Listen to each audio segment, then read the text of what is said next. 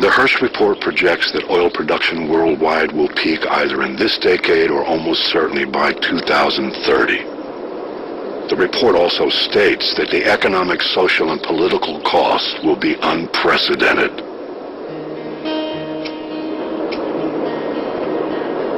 The peak oil story is not really about running out of oil.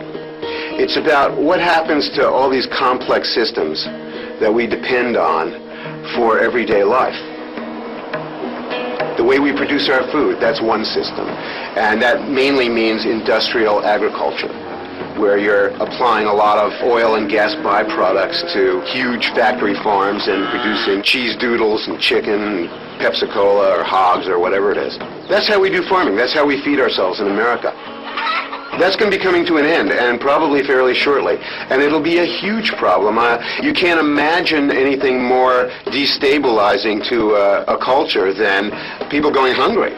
The way we make things, buy things, sell things, move them around, that's all going to change. There's been really one model for the last 30 years or so, and that's national chain retail, giant corporations moving massive amounts of stuff. The semi-trucks that are incessantly circulating around the interstate highways, they pick the stuff up in San Pedro, California, and they schlep it across the nation to Philadelphia. And that's how we do commerce in America. It's normal for people.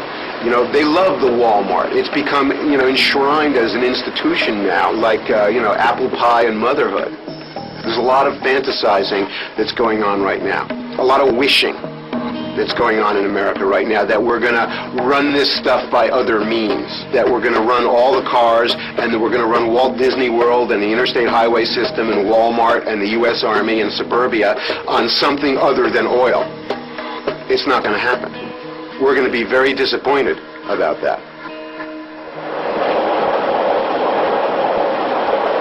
We will develop alternatives to fossil fuels, but many experts believe we may never develop replacements. Oil is simply more potent and costs less to produce than any other energy source, at least for the foreseeable future.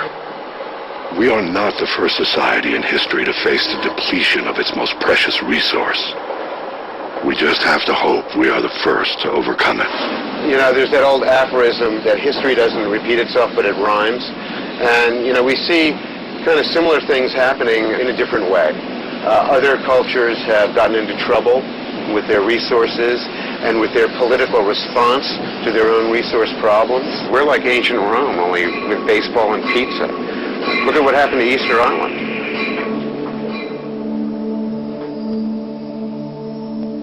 They were a Polynesian culture on a remote island in the Pacific. If you go there now, what you'll find is a treeless island populated with giant stone heads left behind by the Easter Islanders. But the island wasn't always barren. It used to be covered in trees, and the trees were to the Easter Islanders what oil is to us today, their primary resource. They used it for all the important daily needs of life, and their population grew to, we estimate, about maybe 20,000 people at the height of this culture. And before you know it, there's not a whole lot of wood left. And their population starts to crash, and they get pretty desperate. There's a lot of evidence that they actually started getting into cannibalism in the final florid phase of this collapse. They start building all these immense stone monuments. They may have been an attempt to appease the gods, to allow them to get some kind of resource back. I think you can state categorically that as a society becomes more fearful and desperate and economically stressed, that the delusional thinking increases. I think it's a kind of thing that the human brain does in a state of desperation.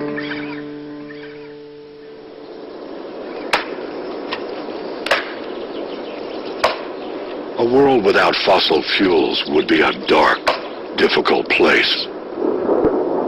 There are some who believe that we may still be able to find solutions if we act quickly. Many, like Kunstler, know that the consequences for not finding alternatives will have repercussions for generations to come. I think the people of the future are going to look back on us in wonder and nausea at what we've done. They're going to be inhabiting a planet whose resources have been largely depleted, and we're going to be back to living off the true solar energy of the planet, you know, the stuff that comes in from the sunshine every day, they're going to be left holding the bag. And it's going to be a very empty bag. I think the future is going to be difficult for America. I think it's going to be a surprisingly austere place, struggling to stay warm in the winter, struggling to feed themselves or have any kind of a gainful occupation, living among the detritus and the salvage of the industrial age and trying to make something of the pieces that are left. America is going to have to contract and probably, to some extent, retreat back into our corner of the world, the Western Hemisphere, with lower expectations for being able to influence and moderate the behavior of other people in the world, and a reduced ability to control the great issues of world economy and global politics. We're so psychologically invested in all of the mythology of what we became in the 20th century. The greatest power that the world has ever seen and the greatest economy that the world has ever seen. And it was quite a trip, and it was a lot of fun, and it was exciting and comfortable and convenient, sometimes joyous and thrilling. And now we're done with that. It's over.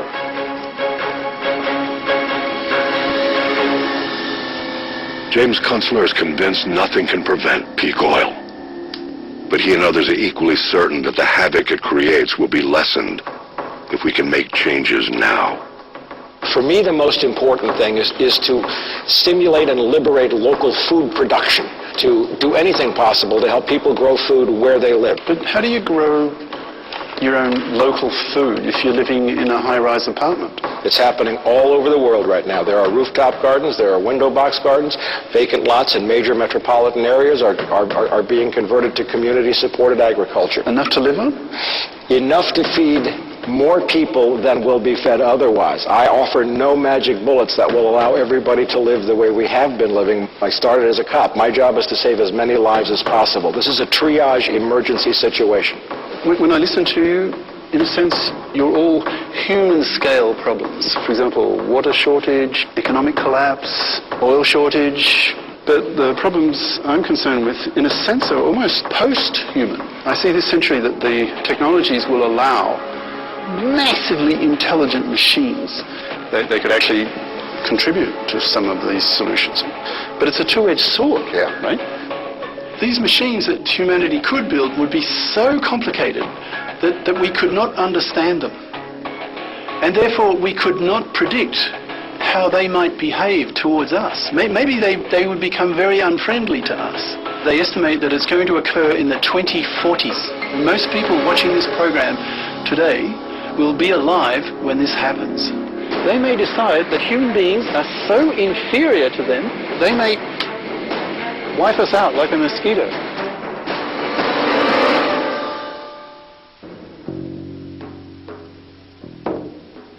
Some of the greatest threats to the future of America are economic collapse, water shortage and contamination, and oil depletion. Each is an evil, we know. But there is one looming danger that may overshadow them all. One with the potential to wipe mankind off the face of the earth. Professor Hugo de Garis, born 1947 in Sydney, Australia, designs artificial intelligences. His research is leading the way toward the evolution of self-aware robots.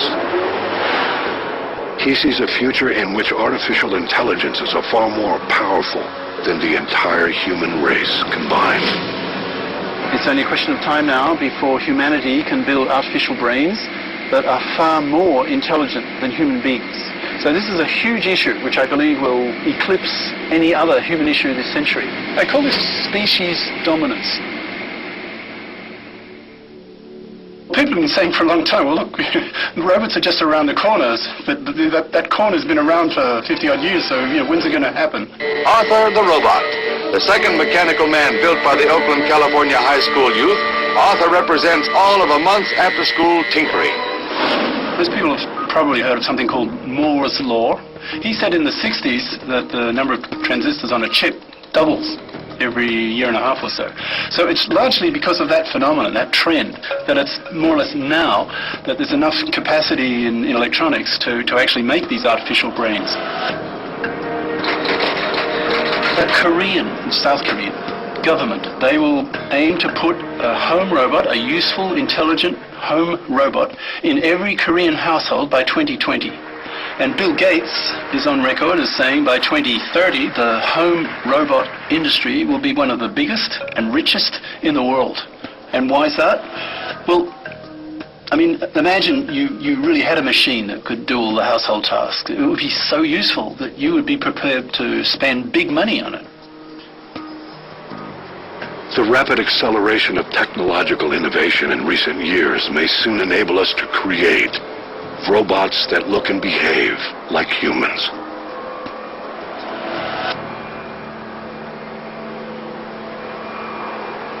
So imagine in the 2020s, you get a phone call from your neighbor, and your neighbor tells you, hey, come over, come and look at my new home robot. So you knock on the door of your neighbor, and his home robot answers and cracks a joke, and you're amazed. My God, the vocabulary of this thing is about double, triple what my home robot has. And it's even cynical. It has a sense of humor. My God, wow, impressive. So 2 weeks later, you rush off and buy yourself the next model, right? I mean, the same way today we do with our iPods and iPads and so on. So imagine you do this several times. Each upgrade that you do, your home robot's getting smarter and smarter. The human IQ level, let's say it's here, and the robot IQ level, let's say, is here. But it then becomes clear to everybody that there's a trend, right? That gap, that difference between human IQ and robot IQ, that gap is lessening. It's getting smaller and smaller as the years pass, right? So it'll become obvious to everybody that it's only a question of time before the home robot intelligence level catches up to human level. Scientists have long predicted what they call the singularity.